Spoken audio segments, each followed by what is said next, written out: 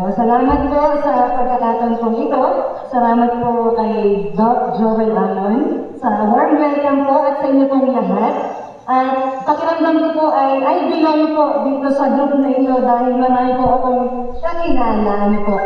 Yung iba ay kapamilya, may dating guro, may kasamahan na COVID, ganyan, na nagkikita-kita. Masaya po sa pakiramdam na nagkaroon na po tayo ng pagkakataon na tulad nito na magkaharap-harap.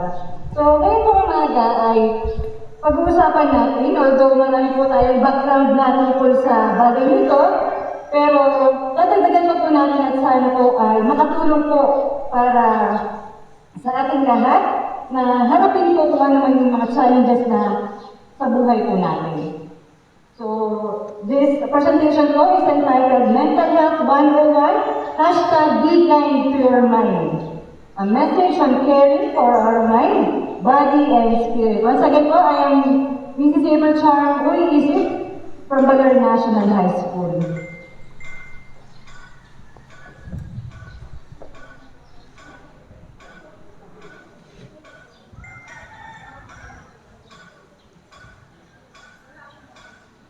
For our learning agenda, we will be discussing about what is mental health, what are the components of mental health, normalize and validate feelings, identify common and extreme stress reactions and sources, how to maintain positive mental health, and when to seek for professional help when really needed. Okay? So, yan yung mga pag-uusapan natin. So, to start with, let me ask you this question po. Kumusta po kayo? Mabuti po. Okay. So, ang dali po ng bitawan na tanong, tama po? Masagot po natin kung kakilala natin, kumusta ka?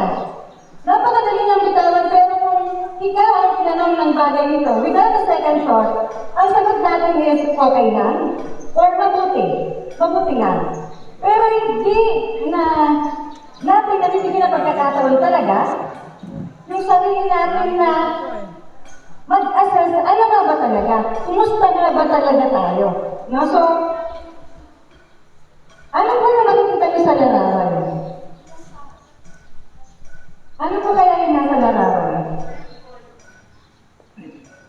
Ano po? Si Ma'am po? Okay, so semicolon po. At saan po ba ginagamit ang semicolon? Paano siya ginagamit sa pag-construct ng sentence? Ay? Pangungusap po ay hindi pa tapos, no? Kung yan ay tuldok, tapos na yung pangungusap, tapos na yung thought niya, pero since ang mga writer ay gumagamit ng semicolon, nakakahulugan na meron pang susunod na idea kaugnay ng unang phrase, no?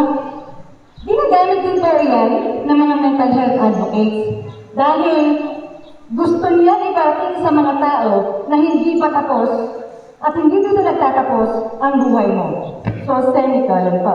And it's a point po sa atin na tuloy-tuloy po yung ating maging pananaw sa buhay. Hindi pa tapos. Okay po? Sabi ko kanina, pag tinanong kayo ng kumusta ka, ang sagot lang natin karaniwan, okay lang at mabuti lang. Pero this time po, let's have self-assessment. Kumusta ka nga ba? Sa iba't ibang bahagi ng iyong pagkatao as of the moment. Kumusta ang iyong damdamin? At i-assess po natin ang ating sarili. 1 is fantastic, 2 is really good, 3 okay, 4 not very good, and 5 awful. So, taas na po tayo ng kamay. Pag sinabi ko kung ano yung rate ninyo sa sarili ninyo when it comes to sa inyo pong nararamdaman as of this time. Sino po ang fantastic?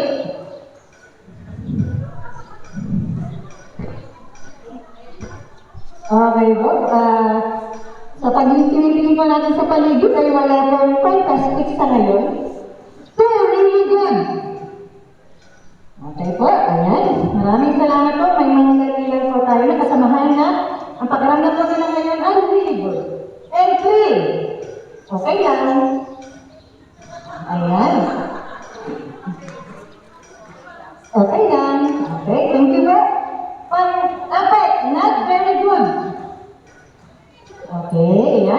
meron pa tayong mga kasamahan dito. Not very good po ang kanilang pakiramdam. Ngayon, sino po kaya yung awful na? Okay, so maraming salamat po dahil sa ating pong damdamin sa kasalukuyan ay karamihan po ay nasa average po. Okay. Next po.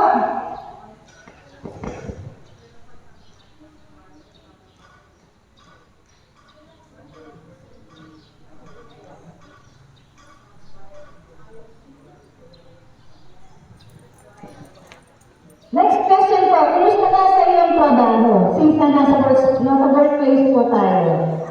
Ayun nga, magkakailangan na yung mainit pa ang pagharap sa mga trabaho. Yan, okay. Fantastic! Ayun nga. Ito po yung time na first day natin sa trabaho, talagang very excited tayo mapasok. No? Fantastic talagang pakiramdam, pero parang wala akong sumagot ng fantastic. Hindi ba talaga really good? Yan, really good. Konti lang din po, no? Okay lang. Ayan. Salamat po ulit. At not very good na. Ay, walang nakakami. Okay, sir. Sige po, fine. Yung awful na. Oh! May mga tumas mo na ng kamay. Sige po, pwede po bang Maria ng konti kahit sa linyahan lang. Bakit po ganda ang pakaramdam sa trabaho? Sir, na lang. Ayan, so yung sa akin po, not very good. Sa ngayon po, not very good. Kasi po, siguro po sa dami ng ginagawa, yun po, nagkakaroon po ng problems. Ayoko po kasi maging plastic sa mga tao, sa katrabaho ko. Ngayon po, ang pakiramdam ko ay not very good. Sa mga na-experience ko po, sa mga nakaraang nagdaang araw, kaya ako po ay not very good. Thank you. Thank you, candidate number 1. Not very good dahil sa mga pinagdadaanan. At ngayon lang naman po, hindi lang naman po yan ngayon lang. Thank you, sir.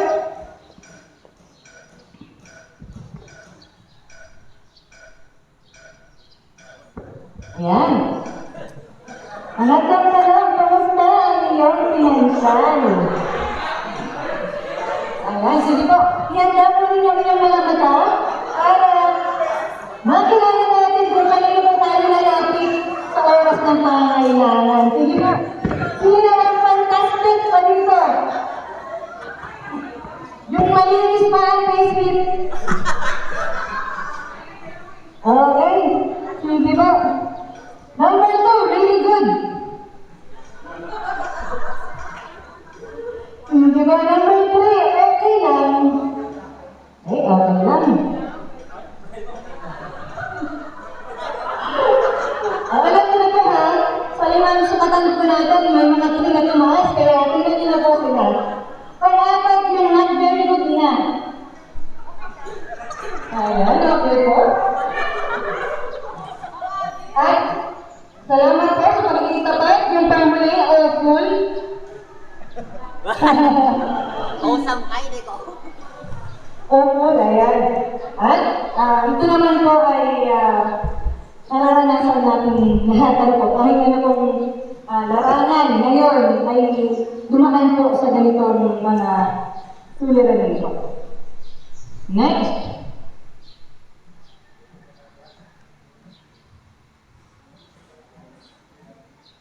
Kumusta ang iyong relasyon? Ang relasyon mo sa iyong kapwa? Social life po natin. Yan, fantastic. Sana. Yung ganda ng kandidato. Nalalapit na eleksyon. Number 2, really good. Okay. Dala naman doon siyang kaaray. Thank you po. good. Pangatlo, okay lang. Ayan. Pang-apat ay not very good. Ayan, sila ma'am. At awful. Ay, pilak na. Awful. Yung talagang halos ayaw na niyan. Humarap sa ibang tao. Wala naman kung ganun dito. Dahil siyempre, bilang magkakatrabaho ay magkakasama po tayo halos sa madalas na araw. Kaya, maging maayos po sana yung relasyon natin sa ating kapwa. Ito po, next. Kumusta ang iyong love life? Oops! Meron ba? Yung naman tanong, number 1, fantastic! Wow! Yan yung mga tipong parang kalaka sa iba lang kung ano. Ayan.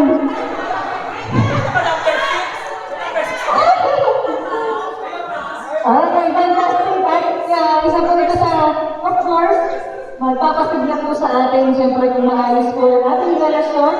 Lalo hindi, siyempre, sa kabahay natin na asawa, kaya naman kung meron po mga may boyfriend or girlfriend po dito.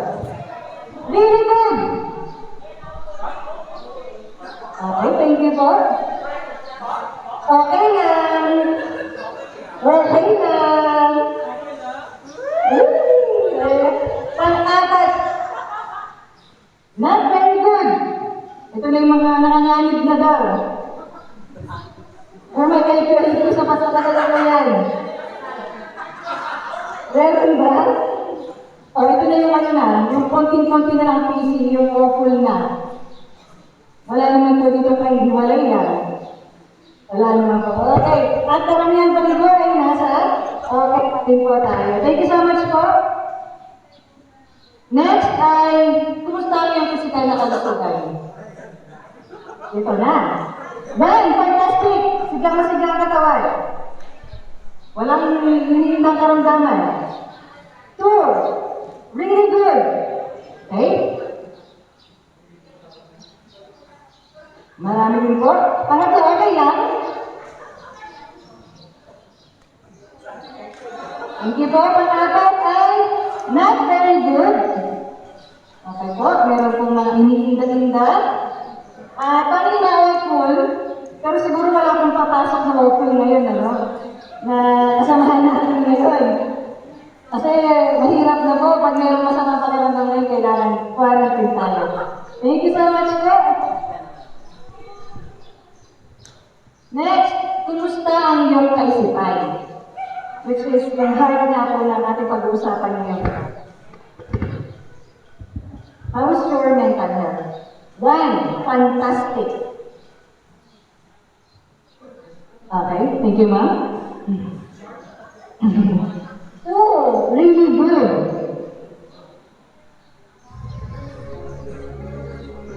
Okay, okay lang.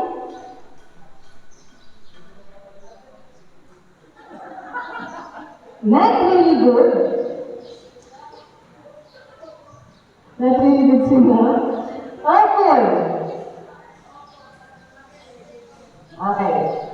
Okay? So, nasa okay pa rin po, or average pa rin po.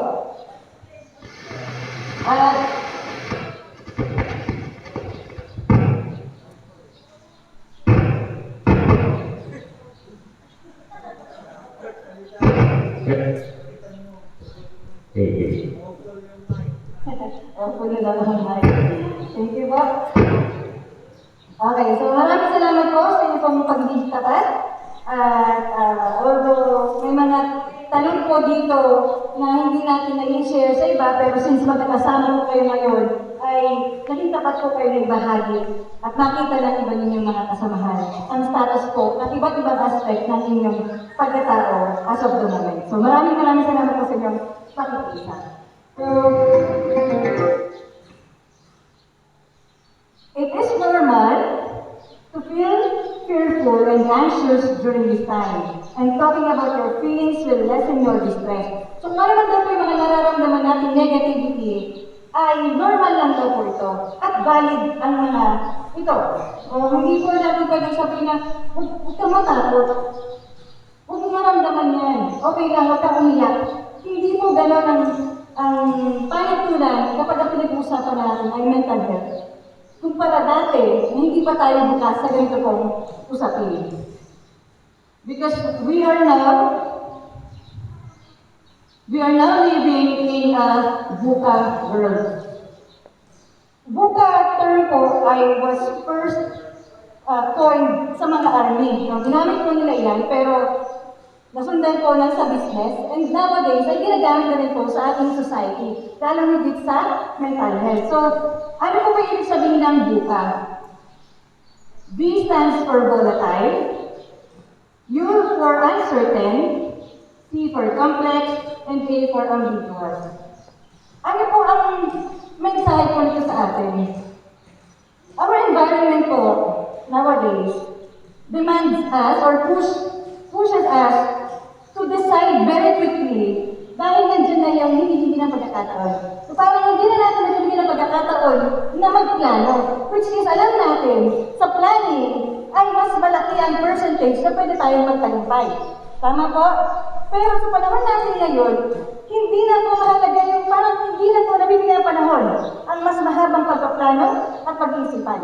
So marami pong pangyayari sa paligid natin ngayon na right here and there, kailangan yung mag-desisyon.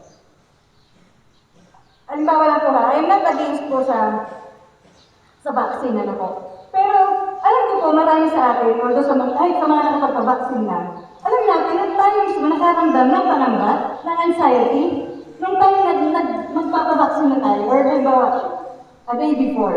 Tama po? Pero parang hindi kailangan mo na mag-desisyon ng mga oras na yun. Pero ang sinasabi ko nga po, hindi mo kailangan pilitin ng isang tao. Kasi right na yun, nasa batas yun, at nasa personal po niyo yun na conviction. At siguro po darating yung time na mag-iisipan at maging handa, hindi lang physical, higit sa lahat ay kanyang mental. Ano po? So, darating din po yung panahon po niyan. Pabago-bago, unclear, unsure future, pero kailangan natin sumabay sa pagbabago nito.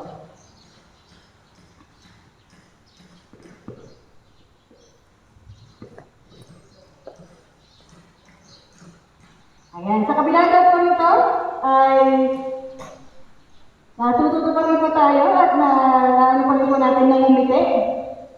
Kahit po nakamask, di ba? Nakikita naman po sa ating mga mata. Sige nga po, tingnan niyo po yung katabi ninyo at ngitian po ninyo.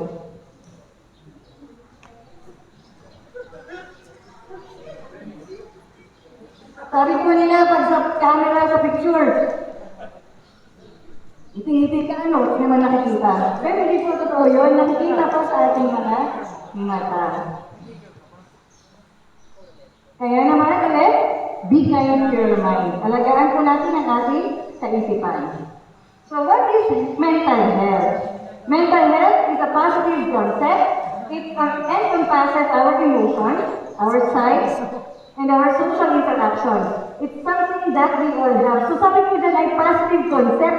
Unlike yung mga una-una pa doon, na pag narinig natin ang mental health, ay negative na ang ating kaisipan. Ay para tayo sa mga baliw. Para lang yun sa mga, masisiraan ng ulo. Puro negative yung mga salitang ginagamit. At hindi natin nalalaman, i-compare daw yung ating buong pagkatao, pinararamdaman, hindi lang yung social interaction natin. At lahat po tayo nito ay mayroon. Just like physical health po. Mental health is a dynamic state of internal equilibrium which enables individuals to use their abilities in harmony with universal values of society. So, masasabi daw na isang tao ay mayroong mental health kapag siya ay can work harmoniously with the society at nakakasunod pa siya sa hinihingi ng norms. No? So, nakakafollow pa siya.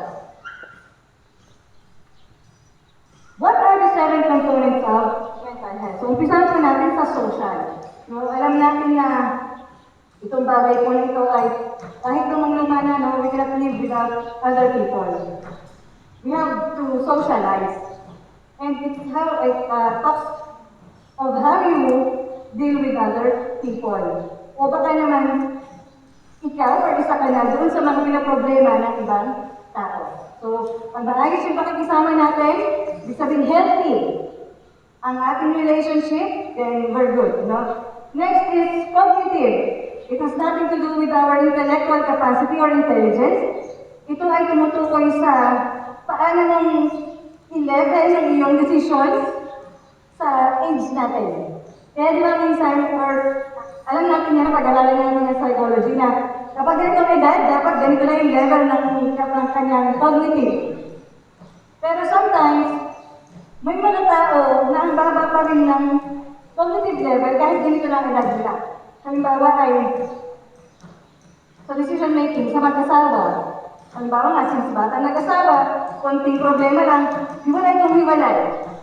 Tapos ang nakasambit na lang natin, talagang parang mga bata pa, no?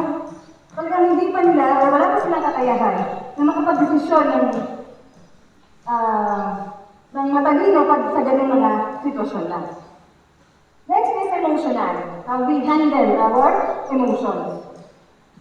Tayo ba yung klase ng tao na kahit ang dami ng binabato ng sakit na salita sa atin ay kaya pa rin natin makontrol ang ating emosyon. O tayo yung klase ng tao na pag may nasabing iba sa atin, nag-burst out ka agad, nakakapagsalita at nakakapanakit ng kapwa natin. Next is empathy. No? Alam natin yan, yung kakayahan natin to put ourselves in the shoes of others and let them feel that we understand them. Paramdam natin na nangunawaan natin sila. Flexibility, no? Yung kakayahan natin na umaga na sumunod. At ang mga Pilipino daw ay ganito, very flexible. Isa sa positive na katangian natin ay marunong tayo mag-adjust sa situation. Adversity, kakayahan na malampasan ang mga malalaking challenges sa buhay natin. And harmony of both mind and body. The sound mind and the sound body, no? Na magkaunay nga po silang dalawa, physical and mental. Kapag mayroong dinaramdam ang ating mental, of course, apektado ang physical. Kapag naman po ang physical, of course, affected din ang ating mental. So, kailangan sila ay in harmony.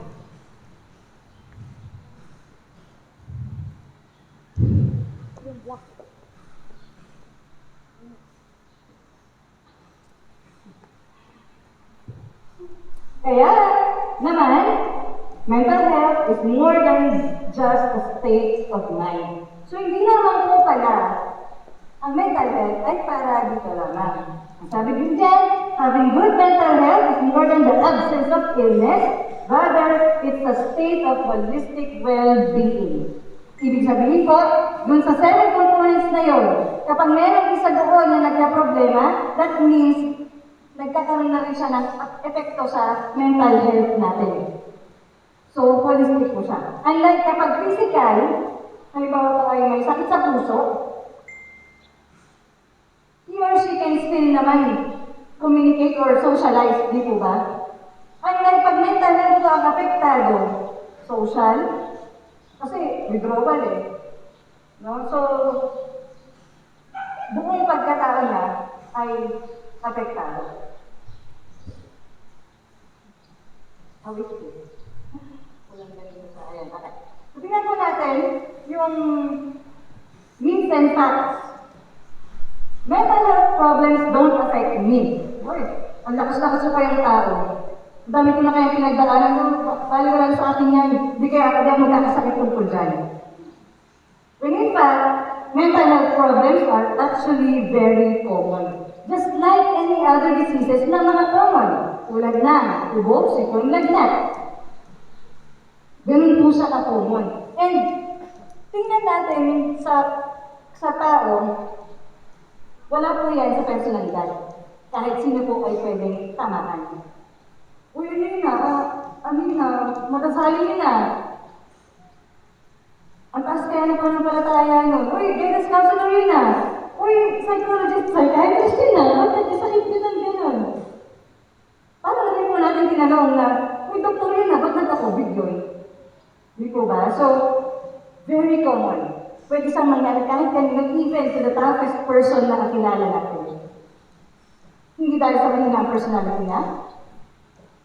Hindi dahil sa wala siyang pananampalataya. If that's the case, why there are pastors, why there are ministers, why there are priests na nagko-commit ng suicide because of depression. So it has nothing to do with our faith and our personality po. Sometimes it's because of hormonal imbalance, chemical nangyayari sa katawan natin, and hereditary. So iba-iba po yung mga possible na causes ng ganito pong mental health issues.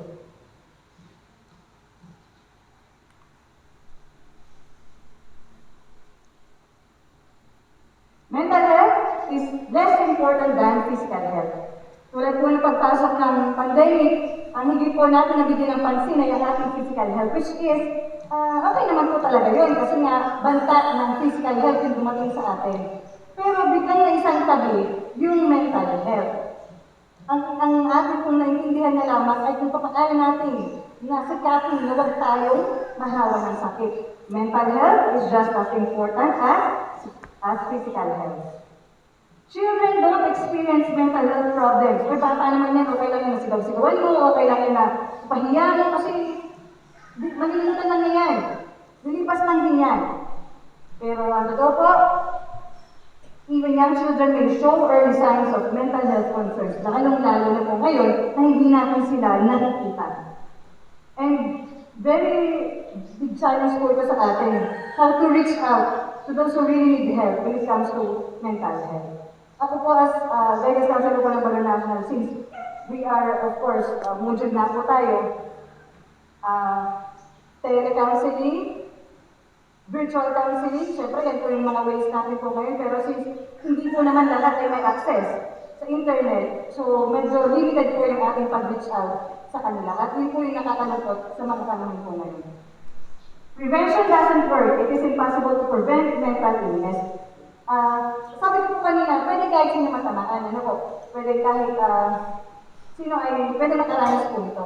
Pero, can be prevented naman po. Kaya nga, meron po tayo mga ganitong mga awareness para malaman natin ano ba yung pwedeng makatulong sa atin para maiwasan ang mental illnesses po na ito. Prevention is always better than cure. Prevention of mental, emotional, and behavioral disorders focus on addressing non-risk factors such as exposure to trauma and other challenges or struggles. So, i-root out po muna ano yung dahilan ng kanya pong mental illness na yan. So, it's more than you think because in reality, 1 in 10 people have a mental health disorder, according to WHO. 1 in 5 adult Filipinos have mental health concerns. Pero I believe po, figures are more than this. Kasi hindi nga po nare-report lahat since we have this stigma na kapag ganito ang experience ng isang tao, nakakahiya. Itakadong ka nila, ikulong ka nila, itali ka nila. That's why people chose to suffer in silence. So hindi lahat siya reported, hindi nabibilang lahat. 3.3 million Filipinos suffer from depressive disorders. At sa panahon po ng pandemic, nag-rise pa siyang lalo.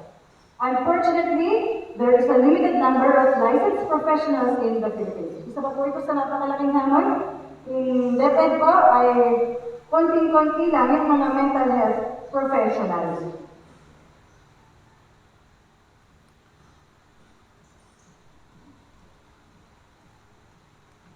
Ay, nasa nata.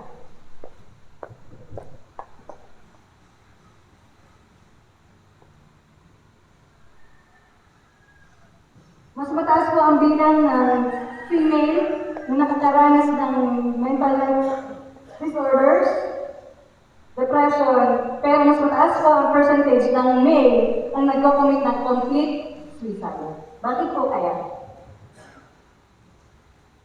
Ano lang po ninyo? Assessment lang. Kasi nag-express ng mga lalaki. Okay, thank you po sir. Dahil daw ang mga lalaki ay marami. Sa kalalakihan ay hindi kayang mag-express ng nararamdaman nila. Unlike sa female, na very expressive, thus, nakuha nila yung support na kailangan ko nila. And dito po yung isang study na ginawa ni How and Me noong 2023. Pagpasok po ng pandemic, wave 1, physical health crisis. Second wave, economic crisis. Kaya nasabi ko nila, hindi kami mamamatay sa COVID-19, mamamatay kami sa gutom. At ito po yung nakakabahala. On the third wave, sinasabi na mental health crisis or mental health pandemic. No, kaya po, magsama-sama po tayong magkaroon po ng awareness tungkol sa bagay po.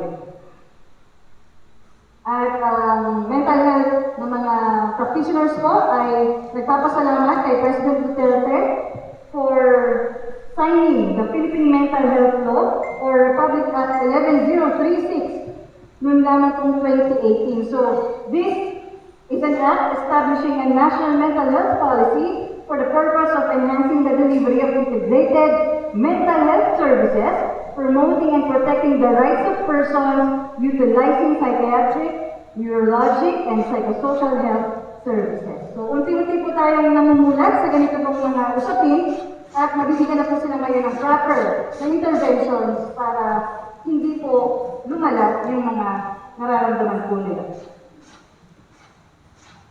And isa po sa layunin ng Republic Act na yan is to reduce po the stigma.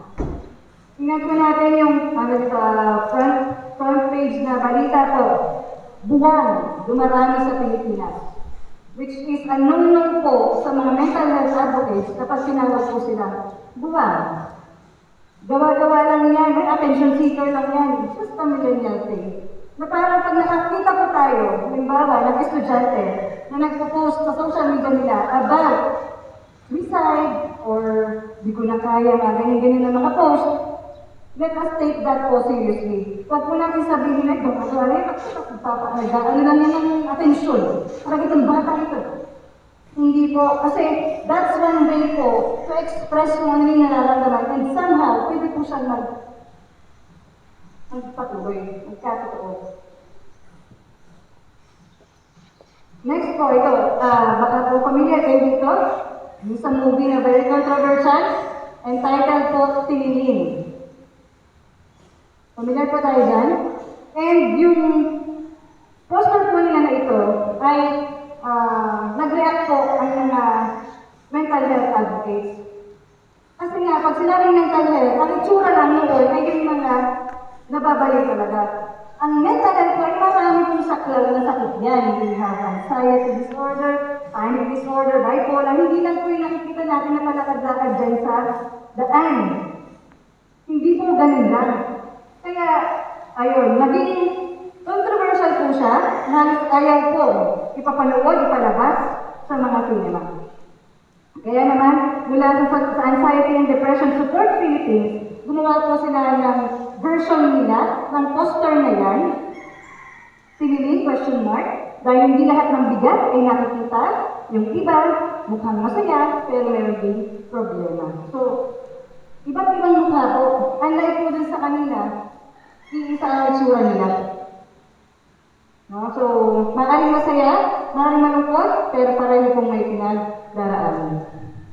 And sa Republic Act 11036 po, Section 3, letter F, integrates strategies promoting mental health in educational institutions, the workplace, and in communities. And very good po tayo dito dahil sa kasalukuyan nga po ay ginagawa na natin yung mental health awareness. And noong September po ay Suicide Prevention Month, ngayon naman po October ay Mental Health Awareness Month. Kaya saktong-sakto pa po yung ating pagdiriwang although parang ano pong buwan ay pwede mo itong ibigay sa workplace po natin. And kapag po nakita ninyo yung green ribbon, that is a sign of mental health awareness to end the stigma. Tayo po sa social issues, so sinasabi ko kanina, depression and anxiety, grief, financial issues, social isolation, and negative coping mechanisms. Since nga po nawala yung mga kadalasan natin na pag-cope up ang nangyari po ay marami ang nakakaisip ng mga negative coping mechanisms. Kaya naman, ang tao po ay nai-stress. Ano po yung mga signs and symptoms ng stress ng isang tao? Mixed and changing emotions and reactions. Pabago-bago na emosyon, iramdam. Okay lang, then biglang nagkulit lang si anak, galit na. Fears and worries. Maraming takot, maraming pangamba. Sadness and frustration. Irritability. Psychosomatic illness. Ito po yung mga marami tayong nararamdaman ng mga sakit pero cannot be explained by a doctor at ang mga karaniwang result ay negative. Ito po ay mental din nagmamanifest po sa ating physical. Sa karaniwan, masakit ang bato, masakit ang balikat, masakit ang balakang, meron nararamdaman dito, kaya lalo na tumaas yung stress level. Pero pagpatingin sa doktor, normal naman ang lahat.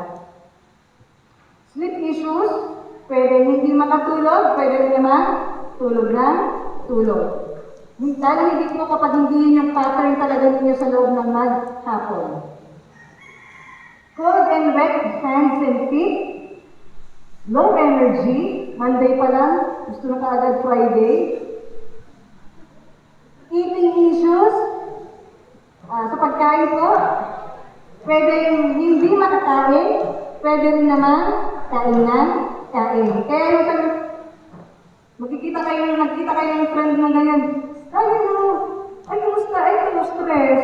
Hindi naman halata kasi nag-gain ka naman ng weight. Wala pong ganun naman. Hindi ko, dahil stress ang isang tao, ay ang nakikita natin ay yun na lang talaga, isa lang, payat na payat, yung mga balat ay dry na dry, hindi po yun lamang ang mukha ng stress. Pwede rin po siyang nag-gain ng weight. Bakit po? Kasi ang isang tao pag stress, at okay, naka-accomplish ng isang diaper, kain tayo sa labas. Pero saan po, ano po yung pagkain na kinakain karaniwan? Mga burger, pizza, milk tea, yes, mga carbs.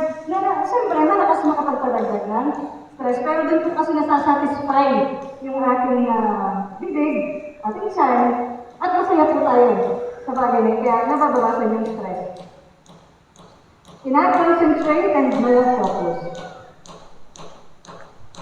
Tanong po, naramdaman po natin ang aliman sa mga nabanggit po na signs and symptoms po na yan? Halos lahat po? Okay? Sige po, gusto kong sabihin sa inyo, of course, ulitin ko, these are all but normal and natural responses to an extremely challenging situation. Normal lang po yan. Ano po, huwag po kayong kabahan. Pero,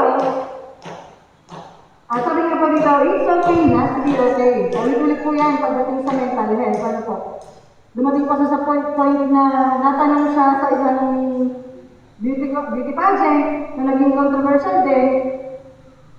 Pero totoo po ito. May mga pagkakataon talaga na hindi tayo okay. At ang kailangan na po doon is tanggapin natin na yung sitwasyon na meron tayo. Okay.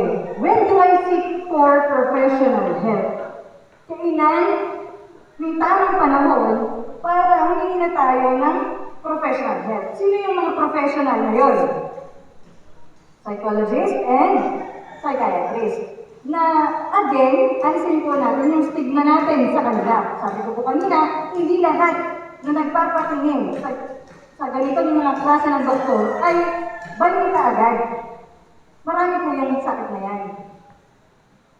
Para din lang po yan nga, may sakit sa puso na, halimbawa, kanino ka pupunta? Merong particular na doktor na dapat mong puntahan. Meron ditong sakit, may doktor na particular na dapat mong puntahan. Kasi hindi pwedeng, ito ang pinaproblema mo, pero pupunta ka naman sa mga surgeon. No, hindi naman pwedeng ganun. Merong particular na doktor na nakakaalam doon sa iyong pinagdadaanan. At sabi nito, you know it's time when you're comfortable seeking one. Ibig sabihin ko, since maayos pa, ibig sabihin, masasayang pa, at nararamdaman mo meron kakaiba na sa iyo, may pagbabago sa iyo, you know it's perfect time to seek for professional help when you are comfortable seeking one. Ibig sabihin ko, ikaw na mismo ang nagsasabi dahil hindi na ako. That's the best time. Huwag nang, ano ba yun? Baka sabihin ng ibang tao, ganyan-ganyan. Wala na pong ganon. Para hindi ko lumala yung kanya pong nararamdaman. Alam niyo, may iba sa kanya eh. Lalo hindi kong kilala natin ang ating sarili. Okay po? Ito po yung mga red flags. Observe and identify red flags or warning signs. Yung mga signs and symptoms po na nabanggit ko kanina, kapag po yun ay nagpatuloy, persistence of the signs mentioned beyond a couple of weeks. Kapag daw po yung mga nabanggit ko kanina, signs and symptoms ay tumagal ng 2 at higit pang linggo, 1. Red flag. Next, persist to the point where you are not able to carry out even simple home or work-related activities. Wala na po talaga siyang nagagawa na mga gawain kahit very simple. Kahit yung lumakad, totoo po yan, nangyayari po yan talaga. Even pagtingin sa messenger, even pagliligpit, hindi nagagawa kasi nga magulo na yung kanyang kaisipan. And then, ito po yung pinaka-worst, the intense feelings of despair or helplessness or suicidal thoughts. Kapag meron na pong naiisip, mga sinasabi nila, may mga pabulong-bulong yun, yung mga yun. Pag ganun na, at nalaman mo, be accountable, tulungan mo yung tao na yun. So, para makita natin, mental health na spectrum, green, healthy, nakakasunod pa tayo, nakakaayon pa tayo, may normal mood fluctuations pa tayo, okay pa dyan. Responding, reacting, medyo, ito na, yung normal pa rin na mga nabanggit natin signs kanina, nasa yellow. Ito pong dalawang ito, green and yellow. Self, pwede, kaya pa sa sarili, and yung health ng ibang tao. That's why it's very important for us to strengthen our social support system. At sino po yung mga yun? First and foremost, family natin. Then, sa workplace, mga kasamahan po natin. Then, yung orange, injured and struggling, yung red na crisis or ill, kapag yan na po yung mga symptoms na na-experience, professional help na po ang kailangan natin. Don't hesitate to seek professional help. We care about our hearts, so why don't we care? Why can't we care for our minds? And how do I maintain positive mental health? So these are practical tips and advice. Acknowledge your feelings. Sabi nga po kanina, aminin mo sa sarili mo na mayroon nagbabago sa pakiramdam mo. Second is connect with others. Hindi man po sama-sama na tulad ng dati, we still have naman social media at ito sa workplace natin. And reach out to those who may be isolated and need extra care. Halimbawa, sa mga nagka-quarantine, kumustahin po natin sila. Kasi sila yung mga, sa panahon na yun, sila yung mga, alam natin na hindi na nangangailangan ng tulong natin. Kumusta ka? Kita naghihintay lang na kumustahin mo. And a very powerful word, pwede mag-strengthen ng ating relationship sa iba. Sa salitang kumusta ka.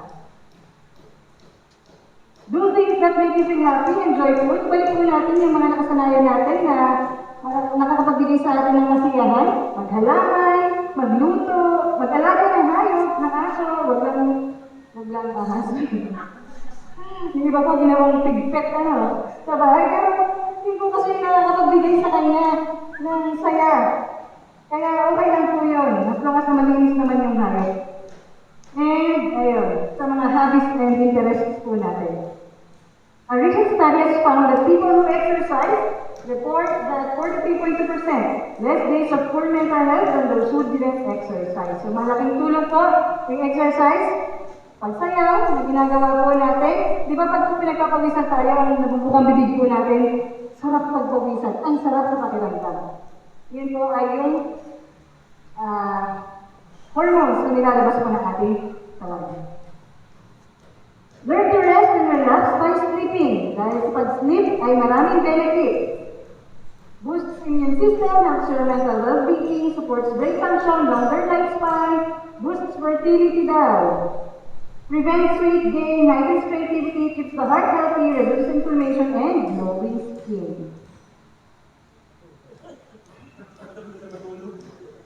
Katulog. Kung muna kayo matulog ngayon na, mamaya na po, pag-break na natin. Eh, sabi ni Jack Lourdes Guerra, kasama sa Globe ang pahinga, don't feel guilty when you need rest. Kaya kapag medyo wala ka na din lang naman naisip sa ginagawa mong report at pamali-mali na lang din ang i-encode mo, ay ligit ka po. 10 minutes is a very powerful nap. Kaya makakapag-gain ka rin ng strength doon, mababalik ang energy mo, makakapag-isip ka ulit ng mabuti. Siyempre, aside sa, we have physical rest, give yourself the ability to time out when needed. Recharge. And aside from physical rest, we have mental rest. Paano po ginagawa yun?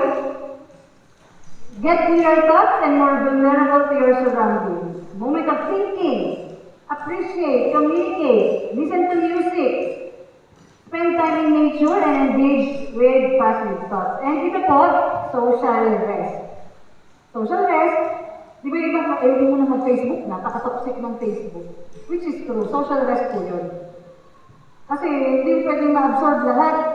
Pag na-absorb mo yung lahat, remember yung transference po, pwedeng masalin kung ano yung mga negativity sa mga kausap natin, napapanood natin, naririnig natin, kaya tayo ay apektado. Develop coping skills, take a deep breath, then relax. Embrace the 5 senses, kailangan aware ka sa mga nangyayari sa 5 senses mo, and be in touch with your thoughts and feelings.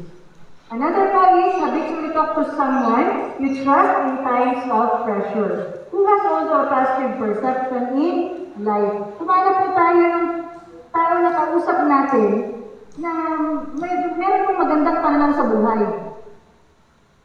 Hindi po yung nakahanap ka na kausap, nauna pa siyang umiyak, at ginagawa niya ang moment para mag-express ng kanyang insuliranin sa buhay. Pwede naman po yun, pero yung nasabi ko kanina yung transference, kaya yung positivity, maramdaman natin sa tao para yun po makuha natin. Take care of yourself. It is easier to take care of others when you feel well yourself. Mas madali lang mag-alaga ng ibang tao, kapamilya natin, mga mahal natin sa buhay, kung tayo mismo ay maayos ang ating kalalagayan. Keep in regular contact with friends, family, and other people you trust, and make your time for yourself every day. Ito po ay analogy ng sa mga nakasakay na po ng aeroplano. Ito po yung narinig natin doon, sabi na ganyan. Isipin niyo na ako, boses FA. Hindi po isipin na boses na lalaki ako. Sabi ganyan, should the cabin this pressure, oxygen masks will drop from the overhead area. Please place the mask over your own mouth and nose before assisting others. Ano ito itong dapat gawin? Kapag po nawawala na ng hangin, meron babagsak na doon ng mask, oxygen mask, pero ano ito po unang dapat gawin? Unahin ang sarili mong lagyan bago mo tulungan si anak or mas tingin natin na mas mahina sa atin. Hindi yung inuna mo nga siya, ikaw wala ka na din na. So, self-care is not selfish. Tulungan po natin at alagaan din ang ating sarili. And ngayon po ay tuturuan ko kayo ng happiness chemicals and how to hack them. Ito po yung sinasabi ko ng mga hormones na nare-release kapag tayo po ay nagiging masaya. Kasi minsan, even if you don't feel like na masaya ka, yung smile na yun, try to smile kahit na hindi ka masaya may problema ka. Kasi yung brain po natin pwede siyang matrick. Ay, parang masaya na ngayon, sige mag-release ako ng ganitong hormones. No? No? So, yung katawan din natin ay nagiging masigla. So, have your daily dose of happiness. And yung dose po ay meron siyang acronym. D stands for dopamine. O stands for oxytocin. S for serotonin. And E for endorphin. Yung dopamine po ay tinatawag na reward chemical. Ibig sabihin, kapag po tayo naka-accomplish ng mga simpleng mga bagay na kahit simple malaki, nakapag-release po yung brain natin, katawan natin ng dopamine. Completing a task, doing self-care activities, eating food, and celebrating little things. Or, the love hormone. Ito yung naramdaman natin, mahal tayo ng ibang tao. Or kahit nga ito, yung sa hayop, playing with the dog, playing with the baby, holding hands, hugging your family. Kaya lang po ngayon, na-restrict po tayo dito, no? Before I will kiss you, I will hug you because I love you. Ngayon po, I will not kiss you, I will not hug you because I love you. Na-restrict po tayo din sa hugging na yan, pero according po sa isang family counselor, napakaraming hugs po ang kailangan natin everyday para magkaroon ng energy. Serotonin stands for mood stabilizer, meditating, running, sun exposure, walking nature, swimming, and cycling. Endorphin, the painkiller. Sabi nga po ay laughter is the best medicine. Laughter exercise, sino po dito may mga essential oils? Yung, kahit yung hindi dinidifuse, yes, sir. Kahit hindi yung dinidifuse, kahit yung mga pinapahig-pahig lang, sabi nila, may matanda, pero hindi po, ang laking tulong po nila, dahil na pag-stress po tayo. Totoo po yun. And, watch a comedy, dark chocolate daw, sa mga mahilig sa chocolates and exercising. And, of course, I believe, as Christians po, pray to God and trust Him. No? Ito naman po yung sa tingin natin ay hindi dapat mawala sa mga panahon na tulad po nito. Be strong and courageous, do not be afraid, do not be discouraged, for the Lord your God will be with you wherever you go. So, minsan, we question God, bakit nangyayari mga bagay nito? Bakit 2021 na hindi pa tapos ang pandemic? But, aside sa mag-question tayo, hinihiling sa atin yung faith, and be of courage para harapin ang mga challenges na ito. From Joshua 1:9. And according to psychologists, 3 powerful psychological processes. 1 is to pray. 2 is to forgive. Matuto po tayong magpatawad at humingi ng tawad. And last is to be grateful sa mga kahit maliliit, mga malaking bagay na na-receive natin. Okay po. And that ends po our discussion. Siguro po ay lagpasan na po natin ito. And then, #padayon po. Magpatuloy po tayo kahit maalaw ng buhay. Maraming